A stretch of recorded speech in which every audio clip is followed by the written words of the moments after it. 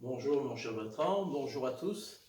Alors dans le cadre d'une session de 2 jours d'enseignement de Bertrand qui a lieu sur Orange, ce dernier a accepté de bien vouloir répondre à quelques-unes de nos questions sur la période que nous venons de vivre.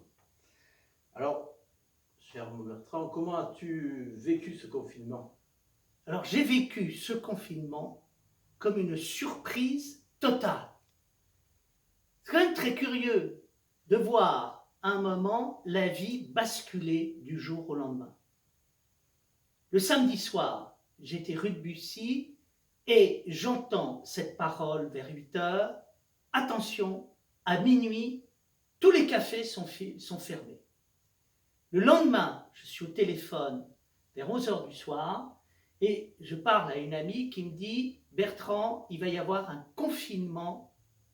Et immédiatement après, téléphone d'Orléans, on me dit « Tu prends tes affaires et tu viens le plus vite possible, car demain, tu ne pourras plus voyager ».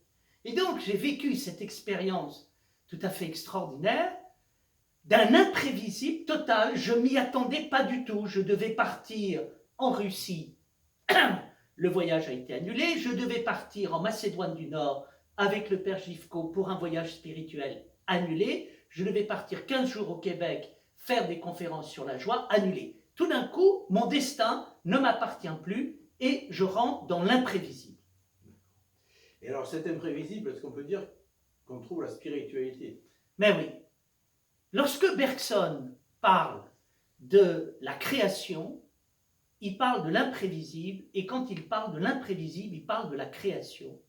Et c'est le sentiment que j'ai eu en vivant le confinement, qu'il y avait bien évidemment de la souffrance, une grande tragédie qui se développait, et des choses quand même très graves.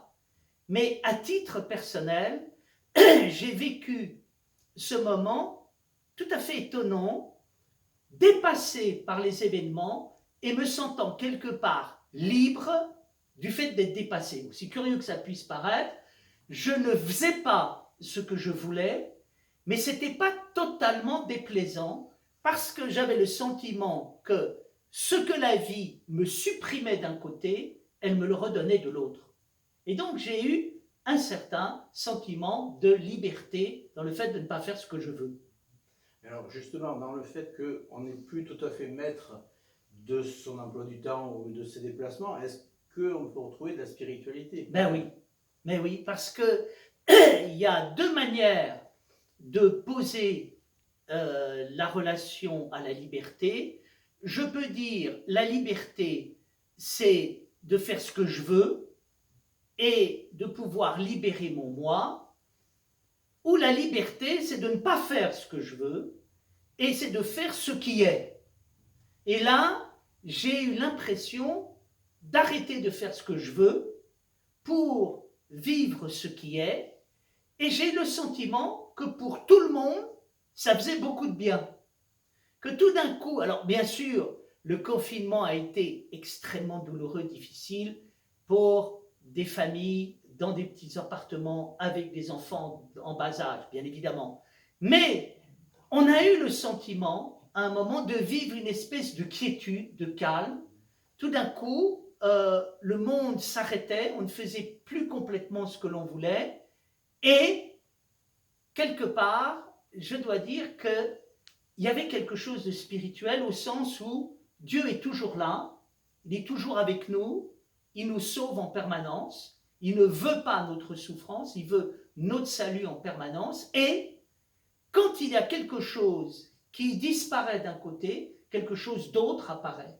Et donc, j'ai vécu ce moment où, personnellement, je devais écrire des choses sur la théologie morale et sur les évangiles, et j'ai eu le temps de vivre lentement. J'ai une amie qui me dit, d'ailleurs c'est très intéressant, le fait de vivre lentement, parce qu'elle dit, nous avons vécu ce que vivent les personnes âgées au niveau mondial, on apprend à vivre lentement. Voilà. Donc, il y a eu cet aspect tout à fait étonnant, et c'est vrai que j'ai connu cette liberté paradoxale qui consiste à être libre parce que je ne fais pas ce que je veux. Et alors, Dans tout ce contexte, comment peut-on définir la solidarité? Ben, j'ai eu le sentiment, en même temps, qu'on était tous unis, que quelque part, la France s'est retrouvée à vivre une épreuve collective. Et il y a eu beaucoup de solidarité parce que on était quand même obligé de faire attention aux autres. Et donc, on était obligé de respecter un certain nombre de règles. Il y a eu beaucoup de solidarité aussi, il faut le dire, dans la créativité qui a circulé à travers les messages qu'on recevait. Donc, il y a eu beaucoup d'humour, des choses très drôles, où, n'est-ce pas, Sartre disait l'humour c'est la politesse du désespoir. Ben, quelque part, c'est vrai qu'il y a une politesse du désespoir dans ce moment où on n'était heureusement pas totalement désespéré. Et puis, il y a eu beaucoup de belles choses, c'est-à-dire qu'on s'envoyait des vidéos et sur la musique, sur des interviews, sur des textes. Et ça a été un moment, aussi curieux que ça puisse paraître, de culture commune. Puis, je pense que d'une manière intelligente, il y a eu beaucoup de gens qui ont dit que ça a été un moment où quand même on est revenu dans l'intérieur, dans la méditation, dans la prière, dans le calme, dans une espèce de, il faut dire, de retraite en cellule forcée. J'ai un ami qui disait très justement, bon, pour nous qui sommes chrétiens, le fait de rentrer en cellule n'est pas un problème. Le confinement, c'est des choses que nous avons l'habitude de vivre, puisque régulièrement, on aime bien retourner dans sa cellule. Mais moi, j'avais le sentiment de revenir dans la cellule de la vie.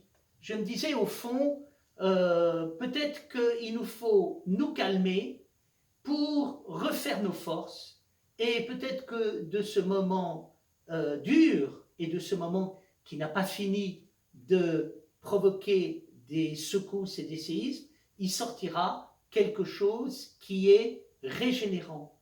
Et je crois qu'il y a beaucoup de gens qui ont vécu ça. Mon frère me disait, le fait de pouvoir vivre pendant 2 mois avec ma famille a été une expérience forte. Moi, j'ai eu l'impression d'avoir eu le temps de prendre tout mon temps pour méditer sur les évangiles. Et de ce point de vue-là, ça m'a énormément apporté. Alors, justement, est-ce qu'on peut dire que ce confinement, quelque part, a été vertueux? Ben oui, il y a quand même quelque chose qui est tout à fait étonnant pour un peuple comme la France, qui est réputé pour être un peuple désobéissant, certains disent de Gaulois réfractaires.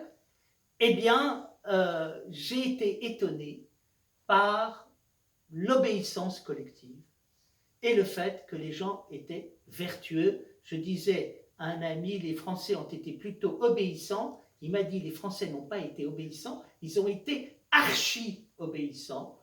Et c'est vrai. Mais je crois que là, il y a eu une sorte d'éducation collective qui s'est faite. Et j'aime toujours penser qu'il y a beaucoup de belles personnes et qu'il y a beaucoup plus de belles personnes qu'on ne le pense. Et à cette occasion, oui, j'ai vu des belles choses. Bien sûr, il y a des choses qui sont moins enthousiasmantes, des phénomènes de peur, des phénomènes presque parfois de colère. Mais en général, j'ai trouvé plutôt une sorte d'attention et j'ai trouvé pas mal de maturité à l'intérieur de ce que l'on vit.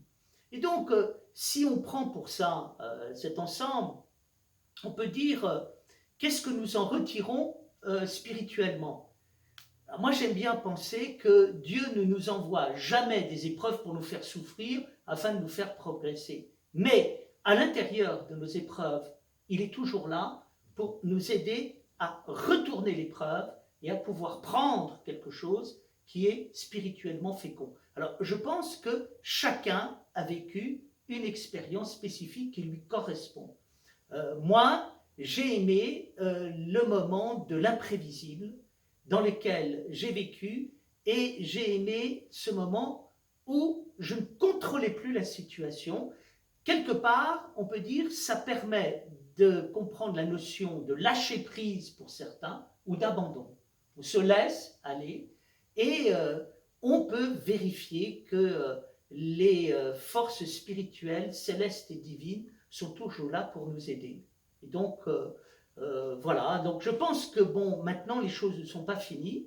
Je crois que le monde a été quand même extrêmement secoué par cette affaire et qu'il y a des défis économiques, des défis sociaux très importants. Mais je crois qu'il faut rester confiant et savoir que nous avons eu assez de force pour être solidaires et vertueux. Je crois qu'il faut continuer à l'être.